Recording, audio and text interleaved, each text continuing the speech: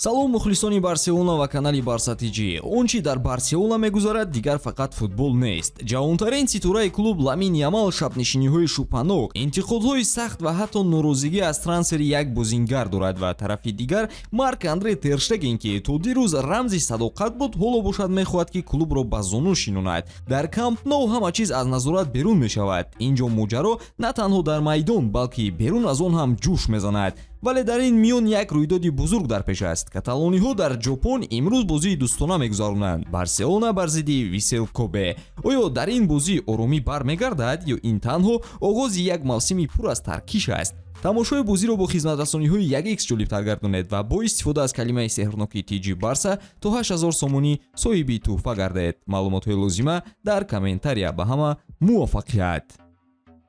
Марк-Андре Тер Штеген ва дастаи Барселона ба ҷанги дохилӣ шурӯъ кардаанд. тобистони имсол рӯбарияти каталониҳо тасмим гирифтанд ки хатти дарвозаи дастаашонро тақвият диҳанд ва ба ҳамин хотир яке аз беҳтарин дарвозабонҳои мавсими гузашта Жуан Гарсияро ба даста даъват карданд. аммо чунин интиқол ба маънои воқеӣ ба Тер Штеген ки то ба имрӯз дарвозабони рақами яки даста буд хуш наомад. аз ҳамон лаҳза миёни тарафон нофаҳмоию даргириҳо оғоз ёфтанд. ҳамчунин тахмин карда мешавад ки ин низоъҳо ҳанӯз дар охири мавсими гузашта шурӯъ шуда буданд, вақте ки Тер Штеген пас аз ҷароҳат барқарор шуд, аммо мураббӣ Флик бовар надошт ки бояд ҷои асосиро ба Тер Штеген диҳад. аз ин рӯ Марк асабонӣ шуд ва сафар ба бозӣ бо Интери Милан худдорӣ намуд ва ҳатто дар тантанаи ҷашнгирии ғалабаи Ла Лига ба мухлисон наздик нашуд. ин рафтони Тер Штеген ба Флик хуш наомад. мураббӣ ба интизому тартиботи даста сахт аҳамият медиҳад. ҳатто як бор Жюл Кундеро ки яке аз беҳтарин бозингарони даста буд, танҳо барои дер омадан ба тамринҳо аз ҳайати асосӣ берун кард. агар ҳама чизе ки расонаҳои каталонӣ мегӯянд рост бошад, пас худи Тер Штеген барои худ чоҳ кандааст ва Флик бедудилагӣ ӯро ба он чоҳ хоҳад фиристонд. барса пешниҳод кард ки бо бозингар созиш кунад, як сол маош диҳад ва иҷоза диҳад ки равад, аммо ӯ рад кард. ӯ гуфт ки то ба анҷом расидани шартномааш дар Барселона мемонад. акнун Тер Штеген ба чораҳои боз ҳам шадидтар гузаштааст то нишон диҳад ки чӣ қадар роҳбарияти барсаро бад мебинад. ӯ эълон кард ки бо сабаби мушкилоти сутунмӯрааш ҷарроҳӣ хоҳад кард. ин мушкилот воқеан ҳастанд ва бори аввал нест ки Маркро ташвиш медиҳанд, аммо ӯ ҳамзамон гуфт ки барқароршавиаш 3 моҳ тӯл мекашад. ин маънои онро дорад ки дар ин равзанаи трансферӣ ӯ рафта наметавонад ва барса низ наметавонад маоши ӯро аз рӯйхати молиявии Ла Лига хориҷ кунад, зеро мувофиқи қоидаҳо танҳо дар сурате метавон 80% маблағро тоза кард ки бозингар ҳадди аққал 4 моҳ натавонад бозӣ кунад. пас клуб маҷбур мешавад ки маошро диҳад, аммо наметавонад бозингарони навро сабти ном кунад. Тер Штеген шадидан алайҳи барса бархостааст. чун ӯро аз ҳайати асосӣ берун карданд, ҳоло мекӯшад ки ҳар кори мумкинро кунад то ба клуб зарар расонад. ҳар моҳ номи ӯ дар рӯйхати пардохтҳо барои барса як хотиррасонӣ мешавад. чӣ рух дода истода бошад вақте ки ҳатто собиқтарин бозингар қарор мекунад ки интиқом гирад ва ба назар мерасад ки дар ин ҷанг ҳеҷ кас таслим шуданӣ нест.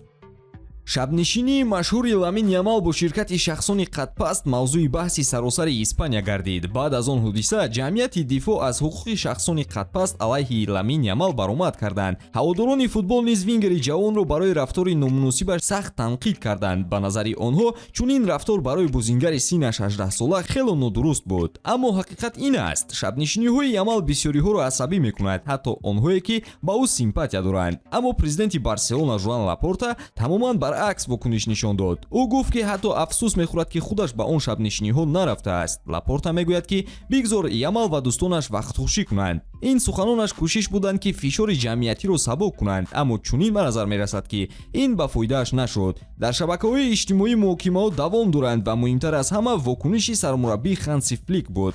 тибқи иттилои Диарио Спорт, Флик баъди он шабнишинӣ қонунҳои нав ҷорӣ кардааст. аз ин ба баъд ягон футболбози Барселона ҳақ надорад ки шабнишиниҳои калон баргузор кунад. мураббӣ аз он хавотир шуд ки чорабинӣ ба сару садои зиёде сабаб шуд. ӯ мехоҳад ки дар бораи бозингаронаш фақат аз рӯи футбол гап зананд. аз ин рӯ дигар ҳеҷ гуна ҳангома намешавад. ин маҳдудиятҳо шояд ба баъзе бозингарон маъқул нашавад, аммо дар барса касе ҷуръати баҳс бо Фликро надорад. дар мавсими аввалаш ӯ исбот кард ки ҳама қоидаҳояш асос доранд. аммо дар Каталония боз як сару садои нав ба миён меояд ва боз бо иштироки Ламин Ямал. тибқи маълумоти Эл Насионал, Ламин аз трансфери Маркус Решфорд норозӣ бозӣ аст. Ба гуфти манба, сабаб дар услуби бозии англис нест, балки дар интизориҳои худи Ламин аст. Ямал интизори он буд ки дӯсташ Нико Уильямс ба даста меояд, аммо ба ҷояш каси дигар омад, яъне Маркус Решфорд. ҳоло савол, дар ин ҷо Маркус чӣ гуноҳ дорад, касе намедонад. ҳарчӣ бошад, манбаи наздик мегӯяд ки вокуниши Ямал ба трансфер тамоман он чизе набуд ки дар клуб интизор доштанд. ҳоло дар ҳоле ки роҳбарияти Барселона аз омадани Маркус Решфорд хушҳоланд, Ламин бо андӯҳ дар бораи Нико Уильямс фикр мекунад. ёд доред суханони Человек Паукро, ба ҳар куҷо равам